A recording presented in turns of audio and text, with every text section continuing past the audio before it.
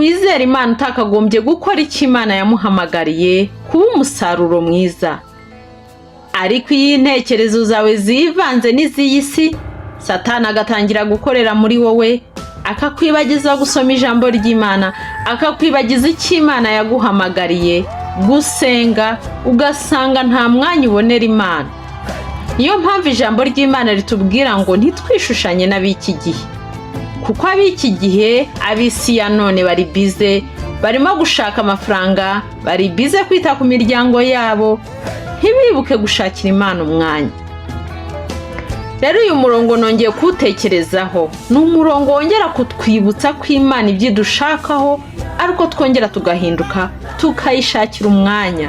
Intekerezo zacu ntizibe mu kazi, ntizibe muri bizinesi zacu zungutse cyangwa zahombye, ntizibe ku miryango yacu, ahubwo twongere